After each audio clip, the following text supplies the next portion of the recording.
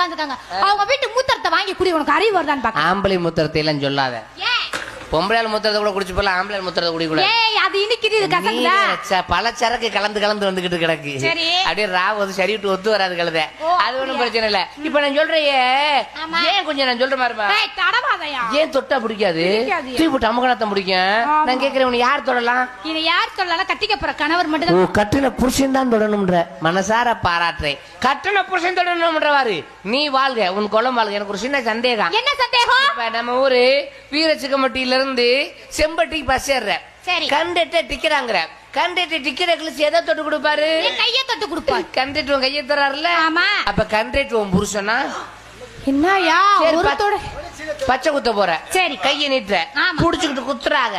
பச்சை பச்சை குத்துற ஒரு புருஷனா? இல்ல. சரி வேணாம், உடம்புக்கு முடியல, ஆஸ்பத்திரி போற, டாக்டர் புடிச்சு பாக்குறாரு கைய, டாக்டர் கைய பிடிக்கிறாருல, அப்ப டாக்டர் உன் புருஷனா? இல்ல. சரி, நாடகத்துக்கு வந்திருக்கோம், மேடையோட வச்சுக்குருவான். நான் பாட்டு பாடணும், பேசணும். பாடுற சத்தம் பேசுற சத்தம் மக்களுக்கு கேட்கணும். அப்ப எதை தொட்டு பாடுவ? மைக்க தொட்டு பாடு. மைக்க தொட்டு பாடுற இல்ல? மைக் செட்டுக்கார உன் புருஷனா? அப்படியே பல்ல காட்டுவார் பாரு. என்ன ஒரு மாதிரி நோக்கிற மனுச்சு நம்பிராத. மைக் செட்டு வித்துரு திருட தெரியுனா, பேக்க தூக்கி இப்படியே குடி தெரியுனா, தொடர்றது தப்பு கிடையாது. இத்தனை பேர் தொடுவாங்க, யதார்த்தமா நடக்குற. இருக்க முடியுமா? என்னை தொடு, என்னை கட்டிப்பிடி, தூய் போட்டு என்ன நிலைமை? நான் மட்டும் இல்ல, என் ஆம்பளை இருக்கும் போற பேசாம பேசாமையா கிடக்கு. அதுக்காண்டி தானே பொறுமை.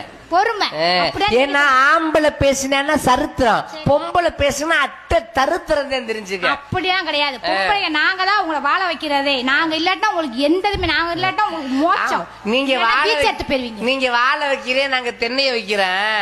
பொம்பளை ஒரு விஷயம் தெரிஞ்சுக்க, சரி ஆம்பளைய கேட்டுக்க. 50 ஆம்பளைய ஒரு வீட்டுக்குள்ள போட்டு அடைச்சு பூட்டி வை, அந்த வீடு பேசாம தான் இருக்க. 2 பொம்பளை ஒரு வீட்டுக்குள்ள போட்டு அடைச்சு வை, உட்காமக்க மதுரையில எவன் குடும்பமும் நாசமா போகுது அர்த்தம். ஊர்ல இருக்க புரணி, நானும் புரணி, அவ அப்படி பண்றா, இவ அப்படி பண்றா. காலையில தண்ணி விழாயில பாக்கணுமே, அப்ப தெரியும் உங்க வரலாறு. யார வச்சிருக்கான்ற அங்க தெரிய.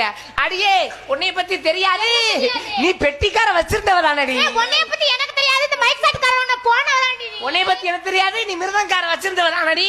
இந்த பெட்டிக்காரக்கார கூட நீ ஓரமா போனவதானடி. எனக்கு தெரியாது. குருவேந்தர் பாண்டி நீ கூட்டிட்டு ஓடுனது எனக்கு தெரியாது.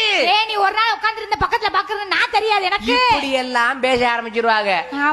இப்ப நான் கேக்குறேன், பொரணி பேசுறது என்ன ஒரு சுகம் தெரியுமா? ஆமா, உங்க சுகத்துல பொட்ட நாய் போட்டு உழப்ப. இப்ப ஆம்பளை பெருசுன்னு என்னால வீரச்சிக்கம்பட்டியில நிரூபிக்க முடியும். பொம்பளை பெருசுன்னு ஒரு நாள் நிரூபிக்க முடியுமா? காட்டுங்க பாப்போம். பாக்குறியா? ஆம்பளை பெருசு நிரூபிக்கவா?